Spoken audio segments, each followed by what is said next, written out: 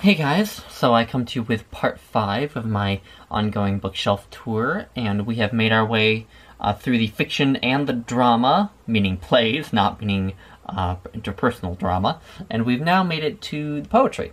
And we begin with the first two shelves of poetry, which means that I'll be moving from this shelf here at the bottom of this case here to the top of the next one, so you'll be getting a big jump cut in the middle of this.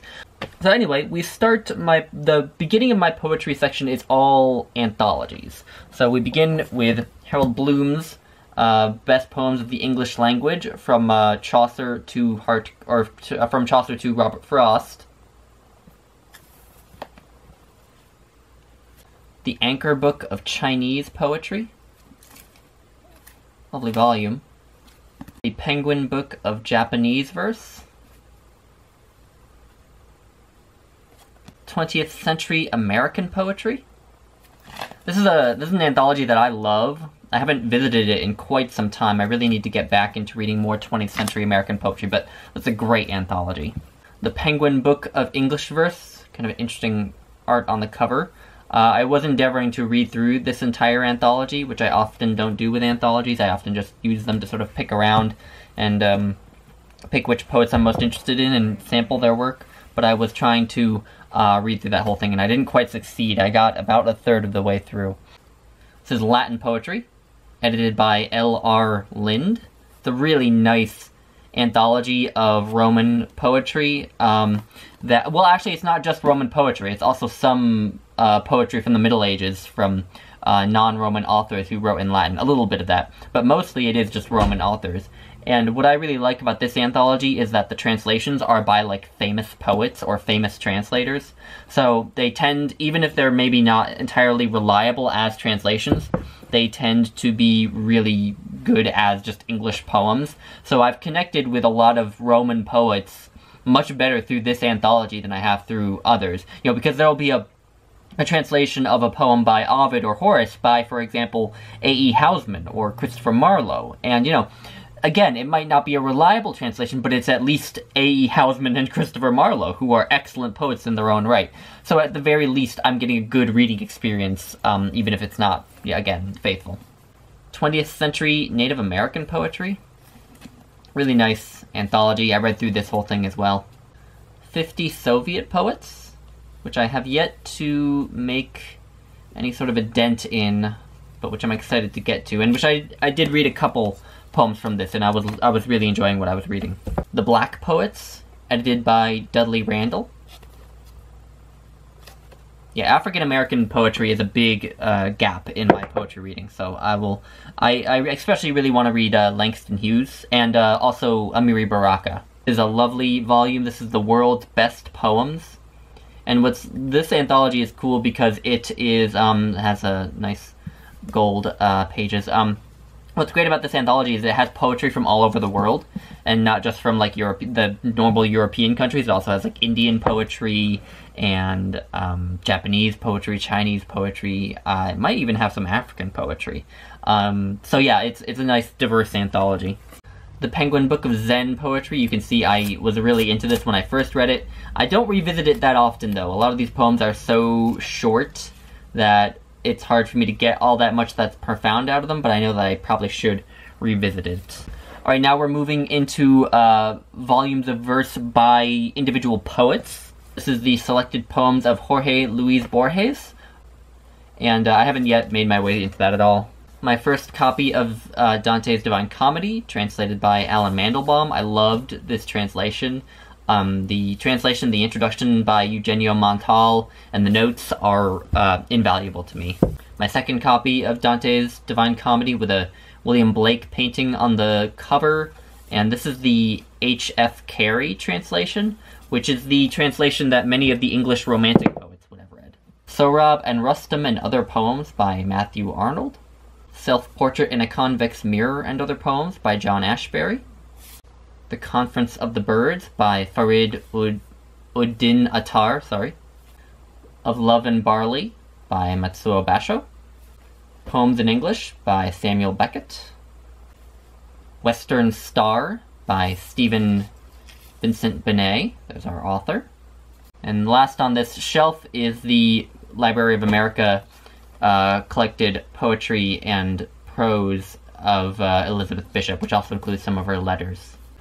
Alright, you can just ignore all the clothes that are on that chair back there. We have moved to the top of the next bookcase. So we begin with William Blake, who is a poet who I shamefully have yet to make much headway in reading. The major works of Lord Byron, which I really like. Plain Water, Essays and Poems by Anne Carson. The Poems of Catullus. This is one of the few translations of a Latin poet that are outside of that Latin anthology that I held up earlier that I do really love. I think Catullus is probably my favorite of the Roman poets. This is a folio edition of the Canterbury Tales. It's a translation. I can never remember who the translator is, but there's the front cover. This is Chaucer's major poetry, and the book is not going to tell you much because it's very faded, but it's just, this has all of the Canterbury Tales except the prose Canterbury Tales, which is good because the prose Canterbury Tales suck, and it has a bunch of his other verse works. The complete poems of Samuel Taylor Coleridge, Li Po and Du Fu, two great Chinese poets. The complete poems of Emily Dickinson. The complete English poems of John Donne, who is a poet who I had a rough start with, but the more I read him, the more I like him. The Wasteland by Ts Eliot, a little volume containing it. This is the collected poems of Ts Eliot, which again, it's all very faded.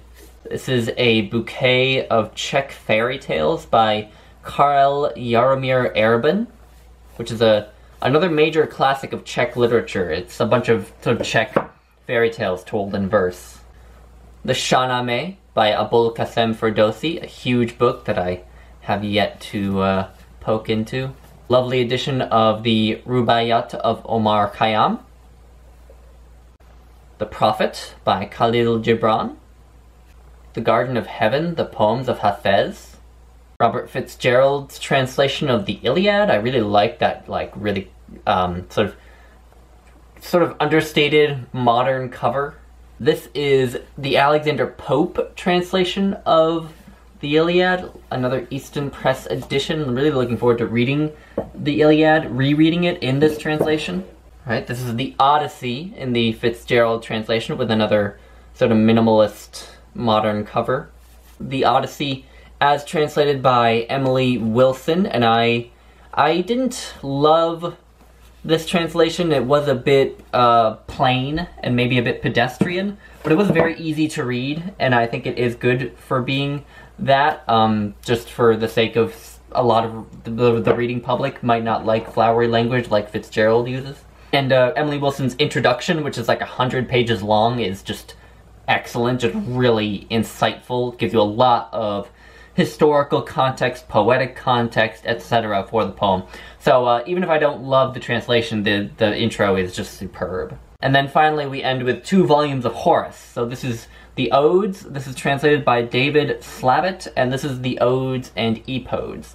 It's translated by Joseph Clancy. And these, there's going to be a common theme here with a lot of these Latin poets that I have had a really hard time connecting with them, and I really think it has to do with the translators just not really doing justice to the Latin.